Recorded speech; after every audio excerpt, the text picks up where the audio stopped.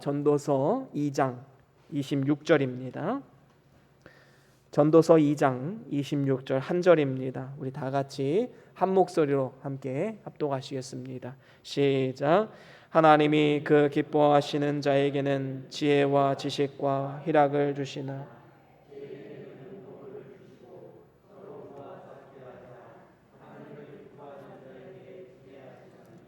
이것도 헛되어 바람을 잡으려는 것이로다. 아멘. 우리 다 같이 말씀 들고 함께 선포합니다. 시작.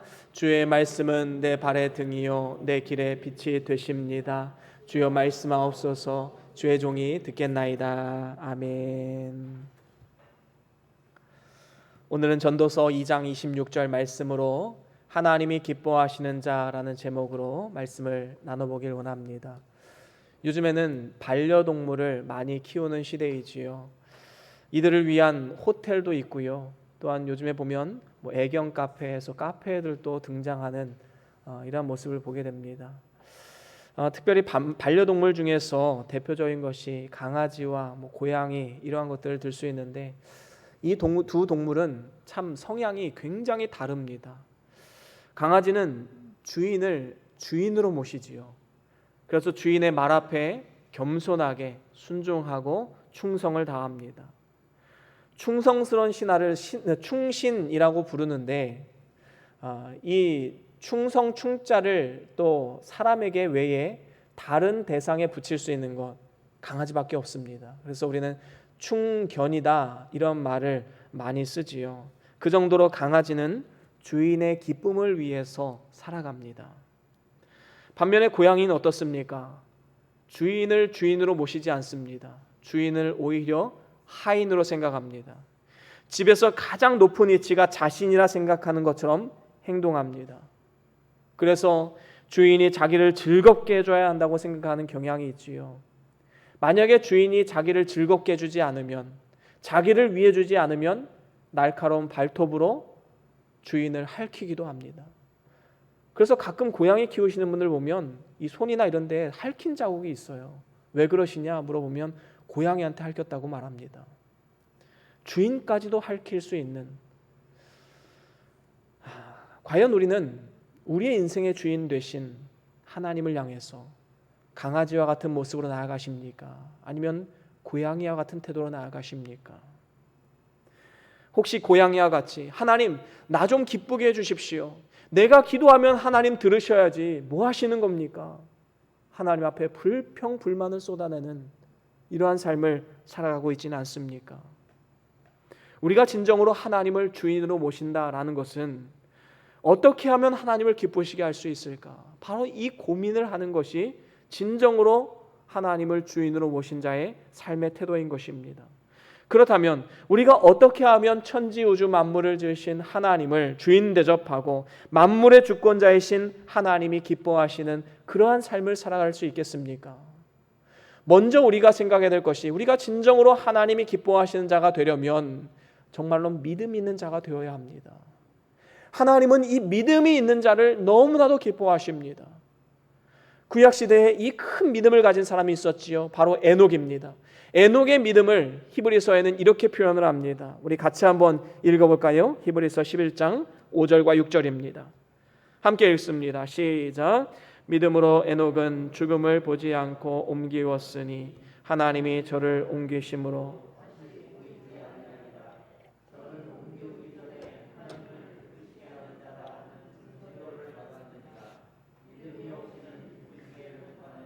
하나님께 나아가는 자는 반드시 그가 계신 것과 또한 그가 자기를 찾는 자들에게 상 주시는 이심을 믿어야 할지니라. 아멘. 그렇습니다.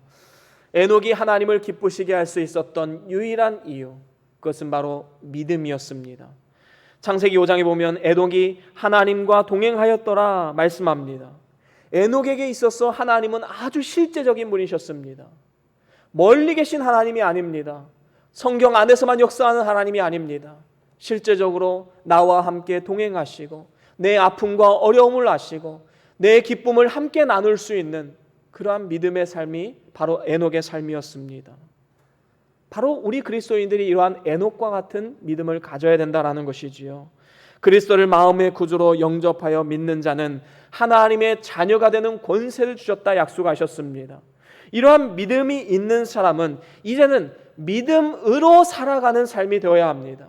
믿음으로 구원받고 믿음으로 살아가는 삶, 바로 우리의 구원받은 자의 삶의 태도가 되어야 하는 것입니다.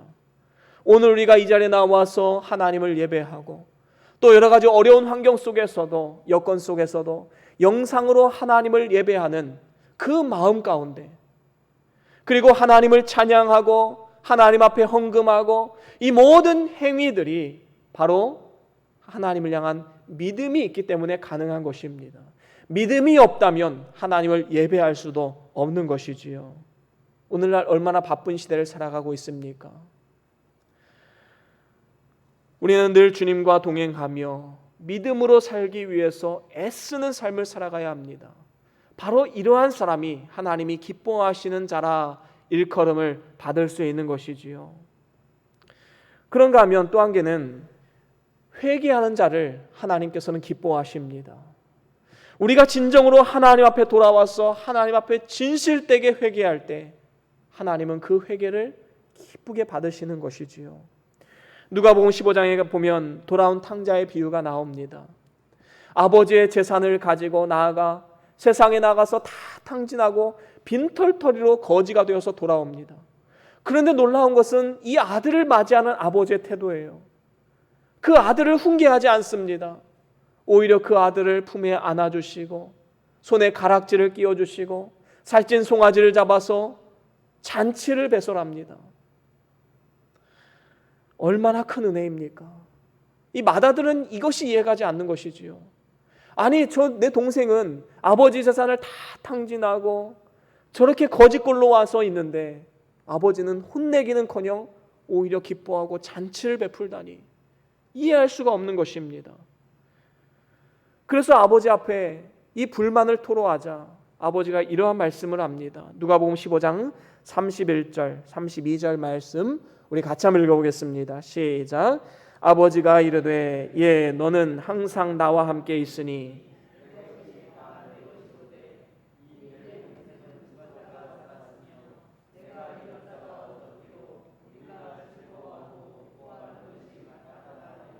그렇습니다.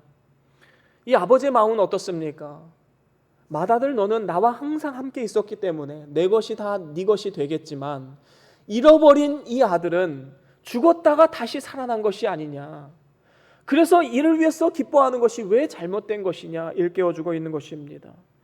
여러분, 하나님께서는 잃어버린 영혼이 돌아올 때 가장 기뻐하십니다. 더 나아가서 하나님이 기뻐하시는 자로서 이 땅을 살아가다가 때로는 넘어질 때가 있지요. 죄를 지을 때가 있습니다.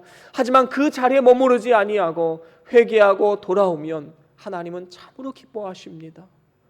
잃었던 것을 찾은 것처럼 하나님은 누구보다도 기뻐하시는 분이심을 분명히 알아야 됩니다. 그래서 우리가 하나님의 자녀된 자로서 이제는 하나님 앞에 늘 회개하고 하나님 앞에 몸을 쳐가며 주의 말씀에 복종하는 삶, 전심으로 회개하는 삶을 살아가는 것이 바로 하나님을 기쁘시게 하는 것임을 우리는 반드시 기억해야 할 것입니다. 그런가 하면 또 한 가지, 순종하는 자를 하나님은 너무나도 기뻐하십니다.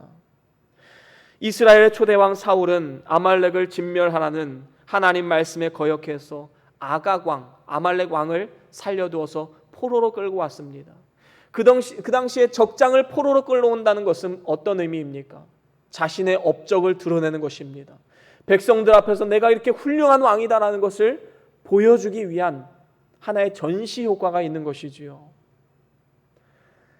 하나님은 모든 것을 진멸하라 말씀했는데 자기의 영화를 위해서, 자기의 영광을 위해서 하나님 말씀에 거역한 것입니다. 이에 대해서 사무엘이 사울 왕에게 권고하면서 이렇게 말을 했지요. 사무엘상 15장 22절입니다. 우리 같이 한번 읽어볼까요? 사무엘상 15장 22절 시작. 사무엘이 가로되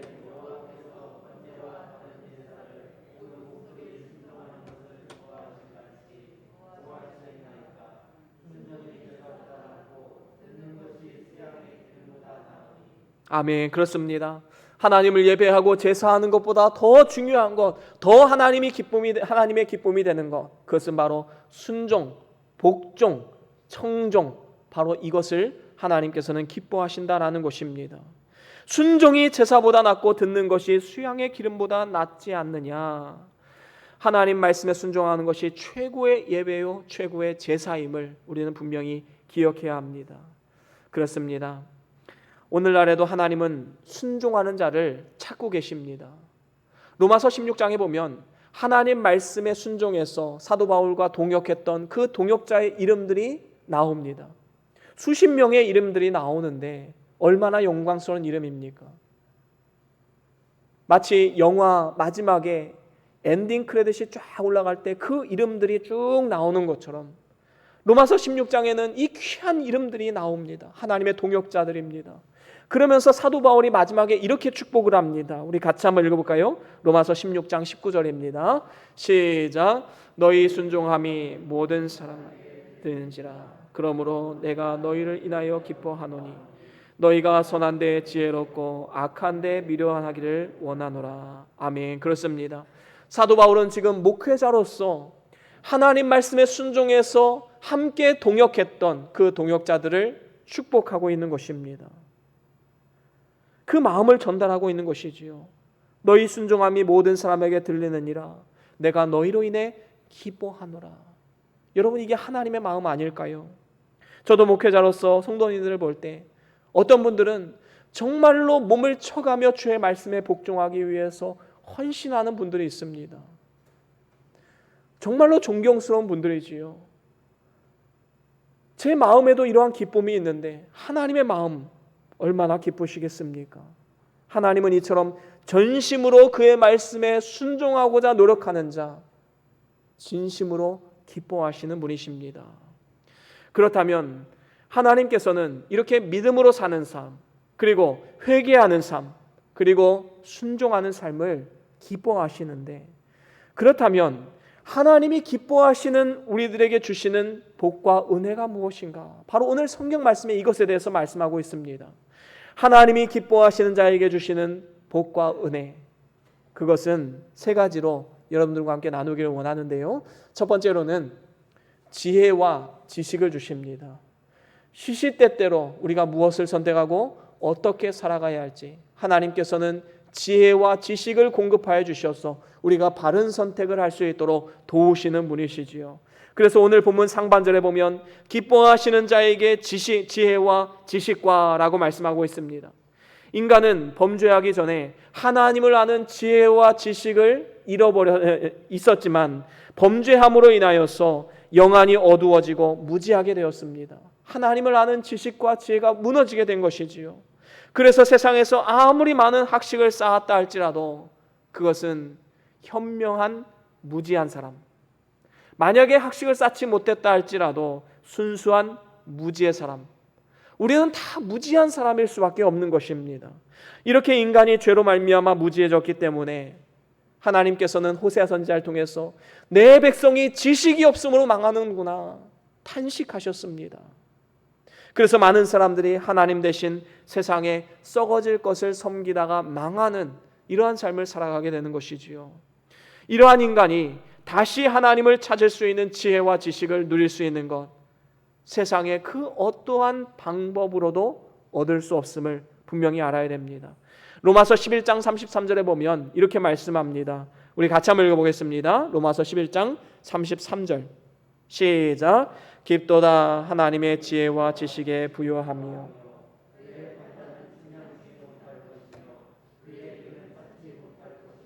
아멘. 그렇습니다. 하나님은 지혜와 지식이 많으신 분이시기 때문에 우리가 하나님을 다 이해할 수 있고 하나님을 다 우리가 깨달을 수 있는 것은 없습니다. 우리의 힘과 능력으로는 절대로 불가능하다라는 것이지요. 우리의 이성과 경험으로는 절대로 이해할 수 없는 차원이 다른 분이시기 때문입니다. 하지만 놀라운 것이 무엇입니까? 하나님께서 그의 말씀을 통해서 우리에게 계시로 자신을 보여주셨다라는 것입니다. 더 나아가서 그리스도 안에서 모든 지혜와 지식이 다 들어있기 때문에 우리는 그리스도를 통해서 하나님을 이해할 수 있고 하나님을 바라볼 수 있고 하나님을 만날 수 있게 되는 것입니다. 그래서 골로새서 2장 2절에 보면 이렇게 말씀합니다. 우리 같이 한번 읽어보겠습니다. 골로새서 2장 2절 시작. 이는 저희로 마음의 위안을 받고 사랑 안에서 연합하여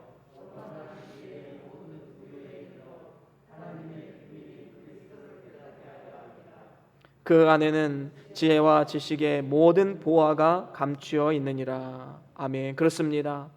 오직 예수 그리스도 안에 모든 지혜와 지식의 숨은 보화들이 담겨져 있다라는 것입니다. 반대로 말하면 그리스도를 떠나서는 절대로 이러한 보화를 발견할 수 없는 것이다 라고 말씀하고 있는 것입니다. 우리는 예수 그리스도를 마음의 구주로 영접할 때 이것을 중생했다라고 말합니다. 중생은 불교에서 말하는 중생이 아니라 거듭중자의 날생자입니다. 거듭났다, 거듭난 생명이다 라는 뜻을 가지고 있지요. 이러한 중생의 동기는 하나님의 사랑입니다. 중생은 내가 힘쓰고 원해서 되는 것이 아니지요.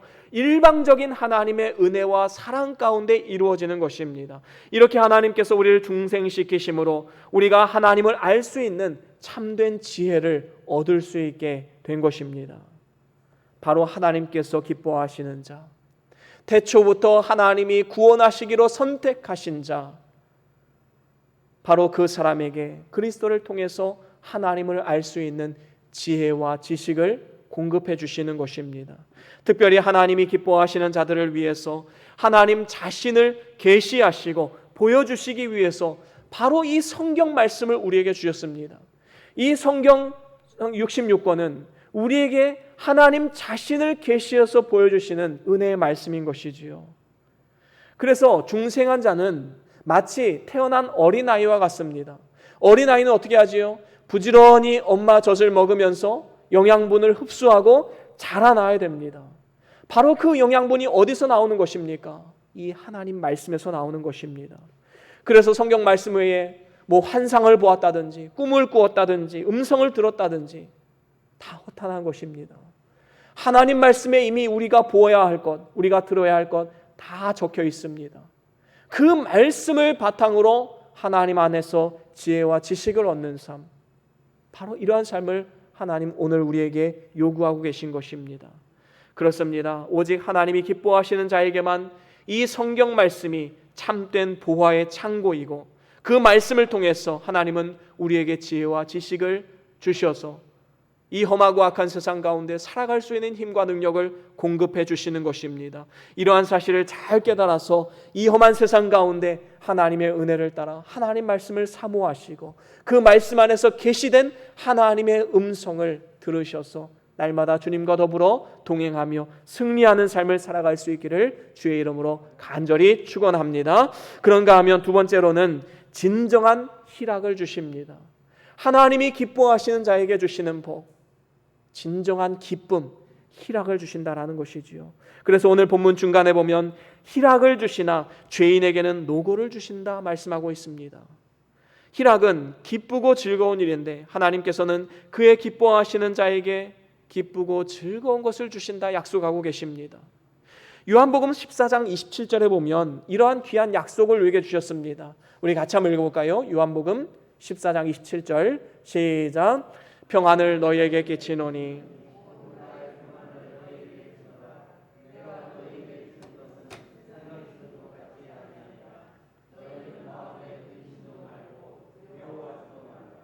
아멘. 그렇습니다.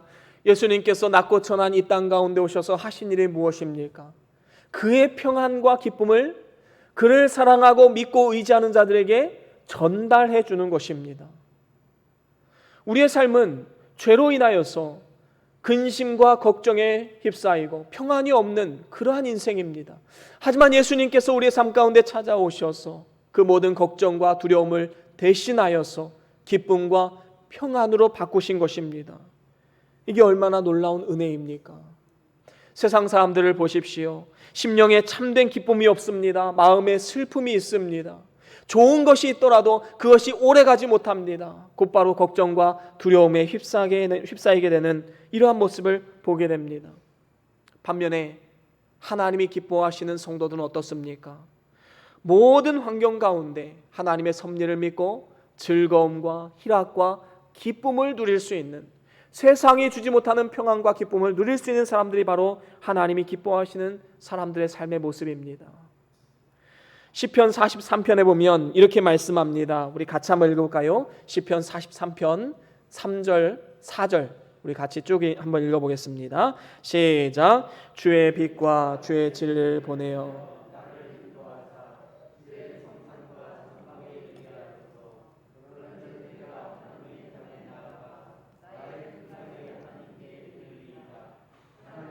나의 하나님이여, 내가 수금으로 주를 찬양하리이다. 아멘. 그렇습니다. 여기서 보면 극락의 하나님 이란 표현이 있지요. 최고의 기쁨, 그 기쁨을 주시는 하나님이시다라는 것입니다. 이러한 하나님은 빛의 인도를 쫓아가고 성령의 감화 감동을 쫓아가는 모든 성도들에게 하나님께서는 극락의 기쁨, 하나님의 최고의 기쁨을 주시는 분이심을 우리는 반드시 기억해야 됩니다. 여러분, 나오미가 베들레헴 땅을 떠나서 모압 땅으로 이주할 때 그 이유가 무엇입니까? 베들레헴에 기근이 들어서이지요. 떡집이라는 뜻을 가진 베들레헴, 어려움이 생기자 그 하나님의 축복의 땅을 버리고 세상 가운데 모압 땅으로 나아간 것입니다. 결국에 어떻게 됩니까? 모압 땅에서 모든 것을 다 잃어버립니다. 사랑하는 두 아들과 남편을 다 잃어버립니다. 그리고 이제 혼자서 돌아와야 하는 이러한 상황 가운데 있습니다. 나오미가 베들레헴에 돌아오자 사람들이 아이고 이거 나오미 아니야 반겨맞이합니다. 나오미는 마음속에 기쁨이 사라졌어요. 뭐라고 말합니까? 나를 나오미, 기쁨이란 뜻이지요. 기쁨이라고 부르지 말고 괴로움이란 뜻인 마라라 부르라 사람들에게 부탁을 합니다. 얼마나 힘들고 고통이 많았으면 이렇게 했겠습니까? 만약에 나오미가 베들레헴에 기근이 닥쳤다 할지라도 이곳이 하나님의 은혜의 집임을 알고 끝까지 인내하며 버텼다면 과연 그의 삶 가운데 어떤 일이 일어났을까요? 여전히 기쁨, 나오미로 살지 않았을까요? 그것은 환경이 주는 기쁨이 아니라 환경을 초월해서 주시는 하나님 주시는 기쁨입니다. 물론 그가 부끄러움을 무릅쓰고 베들레헴으로 다시 돌아온 것은 너무나도 다행스러운 일입니다. 그리고 이러한 그의 결단을 통해서 하나님은 놀라운 일들을 이루신 것이지요. 특별히 며느리 룻은 어떤 선택을 했습니까? 나오미가 베들레헴으로 돌아오기로 결단을 하고 두 며느리에게 이렇게 말합니다. 너희들은 모압 여인이니 그냥 나를 따라오지 말고 여기에서 새로운 사람 만나서 가정을 이루거라. 이 말을 따라서 또 다른 며느리 오르바는 모압 땅으로 나아갔습니다. 자신의 고향 땅으로 나아갔어요. 그런데 룻은 어떤 고백을 합니까? 시어머니 나오미에게 아주 아름다운 고백을 합니다. 우리 같이 한번 읽어볼까요? 룻기서 1장 16절입니다. 시작. 룻이 가로되 나로 어머니를 떠나며 어머니를 따르지 말고 돌아가라 강권하지 마옵소서. 어머니께서 가시는 곳에 나도 가고 어머니께서 유숙하시는 곳에 나도 유숙하겠나이다. 어머니의 백성이 나의 백성이 되고 어머니의 하나님이 나의 하나님이 되시리니. 아멘. 여러분, 얼마나 아름다운 고백입니까? 이방인이었던 이 룻은 유대인 가정에 와서 하나님을 섬기는 가정에 시집을 와서 그 가정이 망하는 꼴을 다 보았습니다.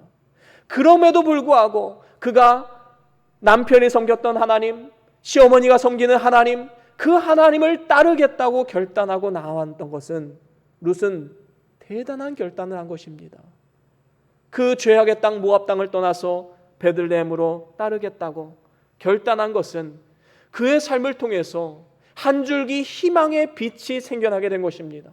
그 빛과 진리의 이끌림을 받아서 베들레헴으로 돌아오게 되었을 때 하나님은 룻을 통해서 놀라운 일을 이루셨습니다. 기업 물을 자 보아스를 만나게 하시고 그를 통해서 자녀를 낳아서 이제는 이스라엘이 존경하고 사랑하는 다윗 왕의 조상이 되었습니다. 더 나아가서 온 인류의 구원자 예수 그리스도의 계보에 오르는 이러한 축복의 삶이 되었던 것입니다. 바로 하나님을 선택했던 이 귀한 선택 하나를 통해서 그의 가문이 바뀌고 그의 삶이 바뀌는 놀라운 역사가 일어나게 된 것입니다. 하나님이 기뻐하시는 자에게는 이러한 축복이 있습니다. 여러분, 오늘날 우리의 삶 가운데 많은 고통과 슬픔과 걱정과 두려움이 있는 줄로 압니다. 하지만 우리 하나님을 신뢰하면서 나아가면 하나님은 그 고통을 기쁨으로 바꾸시고 그 애통을 찬송으로 바꾸시는 놀라운 은혜의 하나님임을 우리는 분명히 기억해야 할 것입니다. 그런가 하면 마지막으로 세 번째, 모아 쌓은 것을 주시는 분이십니다. 하나님이 기뻐하시는 자에게 하나님은 모아 쌓은 것을 주시는 분이심을 분명히 기억해야 됩니다. 오늘 본문 말씀 하반절에 보면 저로 모아 쌓게 하사 하나님을 기뻐하시는 자에게 주게 하시냐니 이것도 헛되어 바람을 잡으려는 것이로다 말씀하고 있습니다. 여러분, 하나님을 알지 못하는 사람은 어떤 사람입니까? 자신을 위해서 모아 쌓는 일을 열심히 하지요. 하지만 그것을 다 써보지도 못하고 죽기 때문에 다 잃어버리는 헛된 것이 될 수밖에 없습니다. 그래서 오늘 본문 마지막에 보면 이것도 헛되어 바람을 잡으려는 것이다 라고 말씀하는 것은 하나님이 기뻐하시는 자가 헛된 삶이다 라는 것이 아니라 세상 성공만을 위해서 살아가며 많은 것을 쌓아두는 것에만 관심을 두는 그러한 삶이 헛된 바람을 잡으려는 것이다 라고 말씀하고 있는 것입니다. 특별히 26절 상반절에 보면 하나님이 기뻐하시는 자에게 라고 말씀하고 있는데 하반절에 보면 반대로 하나님을 기뻐하는 자에게 주게 하신다 말씀하고 있습니다. 다시 말하면 하나님이 기뻐하시는 사람이라면 하나님을 전심으로 기뻐하는 자가 되어야 함을 말씀하고 있는 것입니다. 그렇습니다. 세상 사람들은 돈과 권세와 명예와 쾌락으로 기뻐하지만 우리는 하나님으로 기뻐하는 사람입니다. 시편 35편 9절에도 이렇게 말씀하지요. 우리 같이 한번 읽어볼까요? 시편 35편 9절 말씀 시작. 내 영혼이 여호와를 즐거워함이며 아멘. 그렇습니다. 내 영혼이 여호와를 즐거워함이라 그 구원을 내가 기뻐하노라. 하나님은 이렇게 그로 인하여 기뻐하는 자에게 모든 것을 주시는 분이십니다. 악한 자의 것을 뺏어서라도 하나님이 기뻐하시는 자에게 거저 주시는 것, 바로 이것이 하나님의 놀라운 은혜인 것입니다. 사울 왕은 하나님이 기뻐하시는 자로서 왕의 부름을 받았습니다. 왕으로, 이스라엘의 초대 왕으로 부름받았다는 것 얼마나 영광스러운 일입니까? 하지만 안타까운 것이 무엇입니까? 그는 명예와 영광심으로 나아갔기 때문에 하나님이 기뻐하시는 자로 선택은 받았지만 하나님을 기뻐하는 그러한 삶을 살지는 못했습니다. 세상 것으로만 기뻐하고 세상의 인정과 욕망과 그 영광을 위해서만 살아갔던 것이지요. 그래서 하나님은 어떻게 합니까?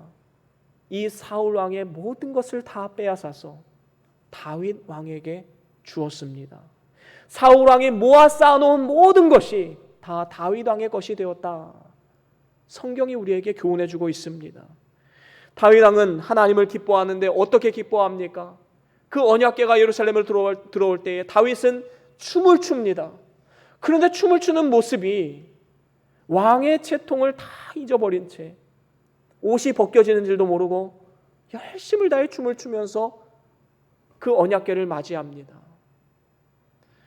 여러분, 다윗의 마음 가운데는 이렇게 하나님을 기뻐하는 마음이 있었습니다.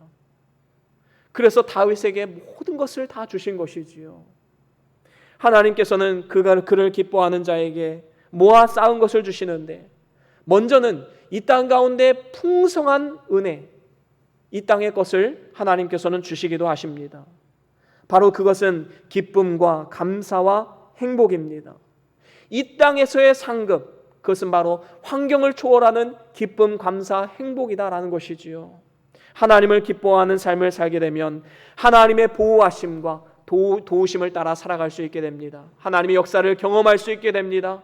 그리고 삶 가운데 늘 감사와 기쁨이 차고 넘치게 되는 것입니다. 하나님께서는 그의 사랑하는 백성들에게 가장 좋은 것을 주기를 기뻐하시는 분이십니다. 그래서 로마서 8장 32절 이렇게 말씀합니다. 우리 같이 한번 읽어보겠습니다. 시작.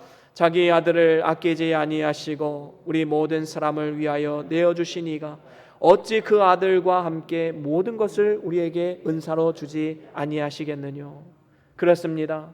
사실 우리는 독생자 예수 그리스도를 구원자로 우리에게 주신 것은 그것만으로도 하나님의 놀라운 은혜를 입은 사람들입니다. 그런데 이미 이렇게 하나님의 은혜를 입은 사람들에게 독생자를 주셨는데 그 모든 것을 더해 주신 은혜가 있지 않겠느냐, 지금 사도 바울은 반문하고 있는 것입니다. 종교개혁자 칼빈은 이런 말을 했습니다. 음식이 우리 몸에 힘을 주는 것이 아니라 그 음식에 역사하는 하나님의 비밀스러운 은혜가 우리에게 힘을 주는 것이다. 여러분, 이 말이 좀 고상하지요. 그래서 쉽게 말하면 이것이에요. 우리가 음식을 먹어서 우리가 힘을 내는 것이 아니라 이 음식을 먹었을 때 이 모든 것을 소화시키시고 그 영양분이 골고루 배분되어서 우리 몸을 움직이게 할 수 있는 것, 이게 바로 하나님의 은혜다라는 것입니다. 음식 자체가 우리에게 은혜를 주는 것이 아니다라는 것입니다. 여러분, 우리가 밥을 먹고 소화를 시키고 이 모든 것도 하나님의 은혜임을 알아야 됩니다. 하나님의 은혜가 아니면 우리는 절대로 한순간도 살아갈 수가 없는 것이지요. 이러한 은혜를 깨달아야지만 우리의 삶 가운데 진정한 기쁨과 감사와 행복이 넘치게 되는 것입니다. 이렇게 하나님께서는 이 땅에서 놀라운 은혜를 주시는 분일 뿐만 아니라 하늘에서도 영광과 상급과 존귀를 우리에게 예비하시고 기다리고 계시는 분이십니다. 하나님 나라에 모아 쌓은 모든 것을 다 예비하시고 우리에게 주기를 기뻐하시는 것이지요. 그래서 우리가 현실에서 때로는 받지 못한 것이 있다 할지라도 우리는 절대로 낙심하거나 넘어져서는 안 됩니다. 우리가 받지 못한 것이 있다면 하나님께서 천국에서 예비해 두실 것이고 더 좋은 것, 더 귀한 것으로 우리에게 주실 것을 우리는 믿음으로 나아가야 되는 것입니다. 때로는 직장에서, 가정에서, 교회에서 내가 하는 일을 사람들이 알아주지 않는다고 때로 낙심이 들 때가 있지요. 그럴 때 우리에게 필요한 믿음은 무엇입니까? 하나님은 아신다. 하나님은 모든 것을 보고 계신다. 하나님만 알아주시면 나는 그것으로 만족한다. 여러분, 이러한 믿음이 있으면 우리는 다시금 힘을 얻을 수 있는 것입니다.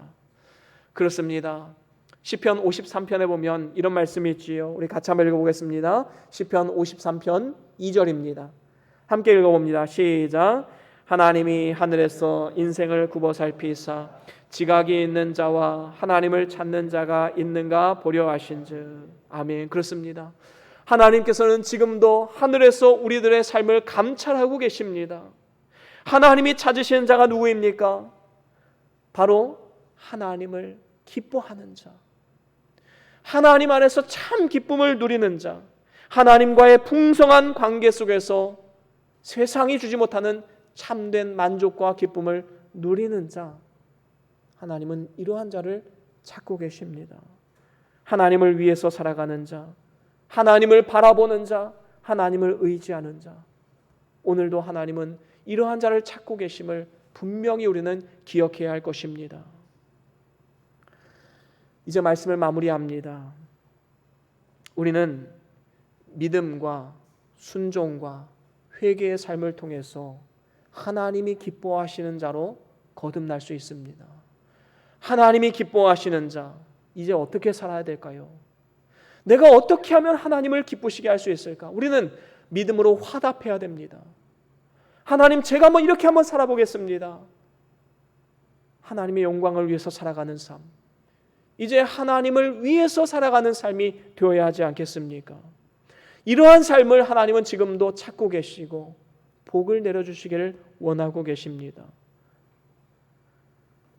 이러한 자들에게 하나님께서 크신 복을 주시는데 그 복에 대해서 세 가지로 말씀드렸지요. 지혜와 지식을 주실 뿐만 아니라 진정한 희락, 기쁨 넘치는 삶으로 우리를 인도하십니다. 또한 우리가 모아 쌓은 모든 것 하나님께서 주시는 분이십니다. 하늘의 상급으로 갚아주시는 분이십니다. 허탄한 것이 아니라 영원히 남는 하나님의 상급과 영광과 존귀로 예비해 두고 계신 것입니다. 저와 여러분들이 이 사실을 꼭 깨달으시고 오늘도 우리가 당면한 모든 어려운 환경과 힘든 상황 가운데서도 나는 하나님의 기뻐하심을 입은 자다라는 이러한 정체성을 바르게 세우시고 이제는 이 세상 가운데 하나님을 기쁘시게 하는 일에 아름답게 쓰임 받음을 통하여서 내가 어떻게 하면 하나님 앞에 귀하게 쓰임 받을 수 있을까? 이 고민을 함을 통하여서 이 땅에서도 모아 쌓은 것을 누릴 뿐만 아니라 하늘의 영원한 상급과 영광을 쌓아가는 그러한 축복된 인생이 다 될 수 있기를 주의 이름으로 간절히 축원합니다. 우리 다 같이 오늘 받은 말씀 기억하시면서 우리 잠깐 동안 함께 기도합니다. 어떠한 말씀을 받으셨습니까? 어떠한 은혜를 받으셨습니까? 어떠한 마음의 결단이 생기셨습니까? 하나님 앞에 이 시간 결단하면서 나아갑시다. 어려운 환경을 바라보지 마시고 그 뒤에서 섭리하시고 역사하시는 하나님의 손길을 바라보며 넉넉하게 승리하는 우리의 삶과 가정이 될 수 있기를 함께 기도합시다. 다 같이 묵상하시면서 결단 기도합니다.